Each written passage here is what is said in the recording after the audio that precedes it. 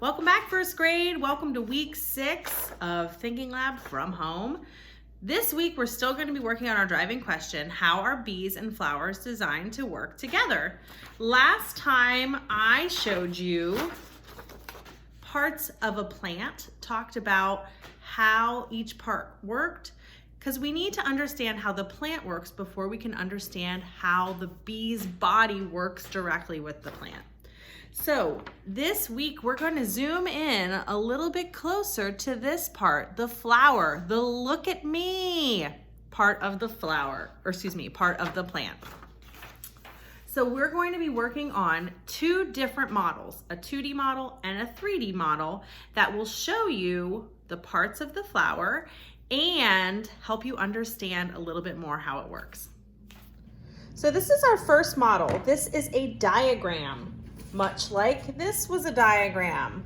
A diagram is a 2D model that draws out something you're trying to explain and allows you to label it so that people can understand it a little bit better. So this is the parts of the flower. There are 5 parts that we're going to study today. Right here, this part, this middle part, and these. Okay, so what do we have first? First up, we've got the stem. The stem, as you can see here, is the straw, brings up the water and the nutrients. So there's a stem that leads to the flower. Okay, part 2. This is the look at me part. These are the petals. So the bright, beautiful petals attract pollinators like bees for a visit. They need the bees to come there, so they need to be beautiful and attractive so that they come. The next part we're going to take a look at is this part. It's pointing right here, and you might think, Miss Young, that's a leaf. Well, if you ever notice on the bottom of flowers, there's sometimes they get a little crunchy, but they're small leaves. This is the part that used to protect the bud when it was just a tiny little baby flower.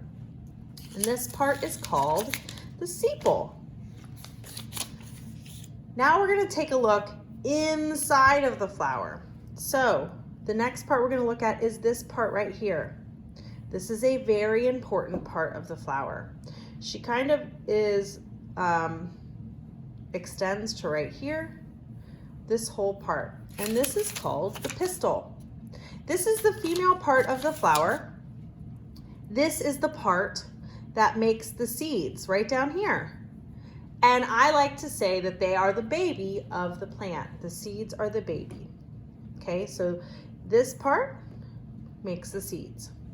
And then this part, these 4, sometimes there's a lot more than 4, sometimes there's a really lot. These are called the stamen.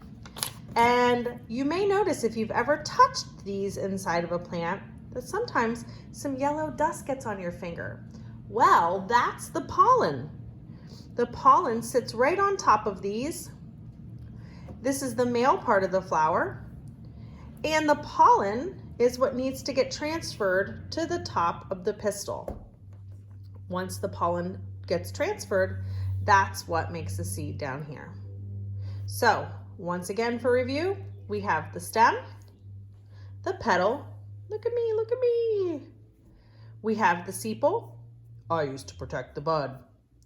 We have the pistil, I'm the female part, I make the baby. And we have the stamen. We hold the pollen needs to get to the pistil. Okay, next up, we are going to make a 3D model. Okay, to make our 3D model, I have some Play-Doh. You can use clay or whatever else you have to make something 3D.